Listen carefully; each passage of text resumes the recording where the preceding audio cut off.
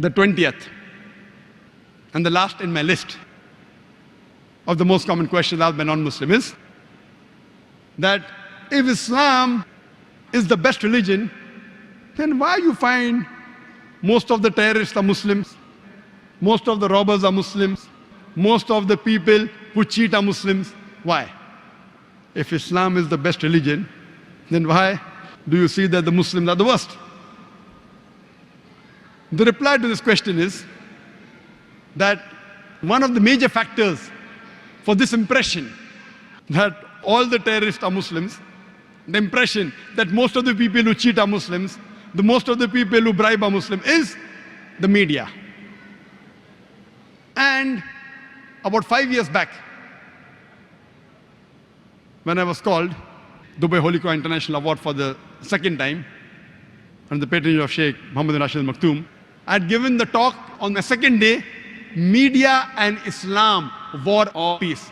And I described in detail what is the strategy of the media to malign Islam. And I also gave a talk, Islam, the solution to the problems of humanity. The media says Islam is a problem for humanity. Actually, Islam is the solution for the problems of humanity. That's why the tagline of the Peace TV is the solution for humanity. That means Islam is the solution for humanity. What does the media do? Time will not permit me to give in detail. I'll just wind up my answer in a couple of minutes.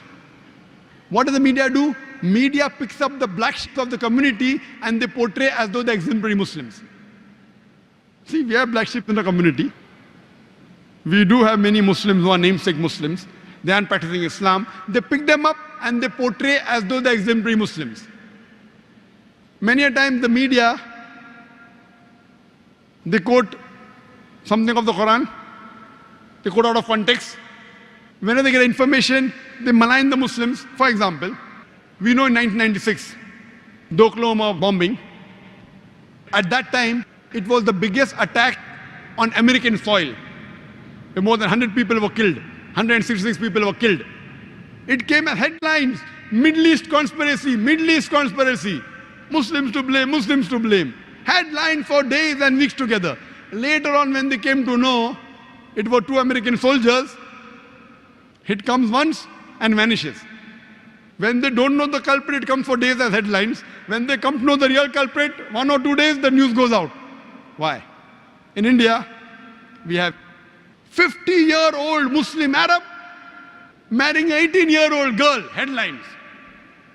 When 50-year-old non-Muslim rapes a 6-year-old girl, it comes in news briefs.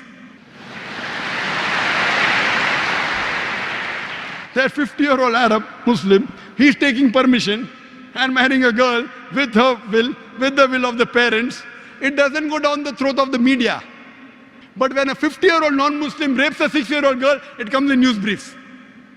Why? Same example, couple of weeks back, there was a bomb blast in Pune, German bakery.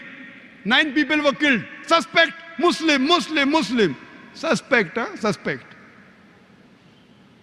No 100% proof. Same day, the Maoists, they killed 16 policemen.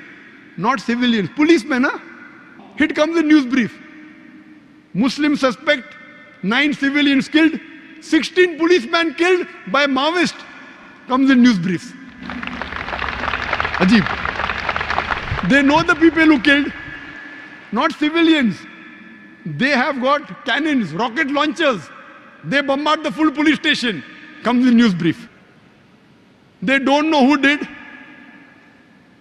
the Pune bomb blast. Muslim suspect. And it's continuously there for many days. They don't know who did it.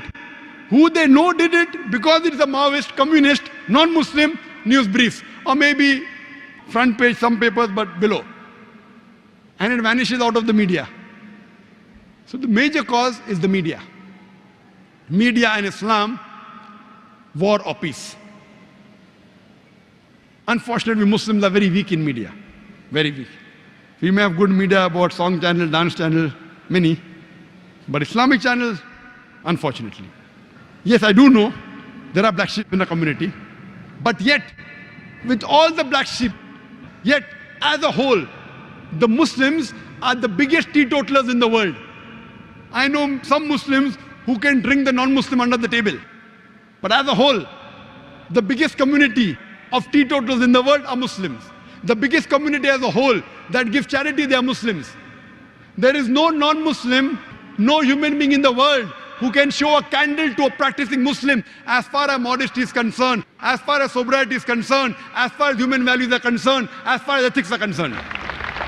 No human being can show a candle to a practicing Muslim as far as modesty is concerned, as far as sobriety is concerned, as far as human values are concerned, as far as ethics are concerned.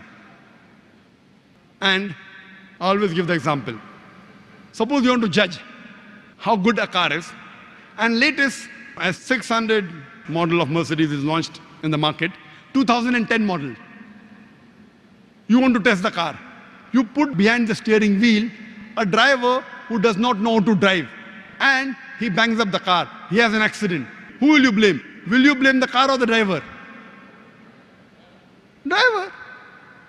If you want to know how good the car is, you have to know the specifications. What is the pickup? What are the safety measures? What is the ratio? What is the average of the car? Anti-brake locking system. Look at the specifications. And really, if you want to test drive the car, put behind the steering wheel an expert driver. If you really want to know about Islam, don't look at the Muslims. Look at the scriptures, the glorious Quran and the Sahih Hadith. Don't look at me. Don't look at the Muslims.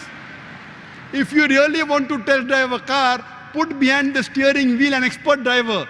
The best exemplary Muslim you can find is Prophet Muhammad Sallallahu Alaihi Wasallam. Read his seerah, you will find he's the best exemplary Muslim and the best exemplary human being that has lived. That's the reason I say that understand the religion by looking at the scriptures. And when you read the scriptures, the authentic sources, the Quran and Sahih Hadith, you will really appreciate Islam.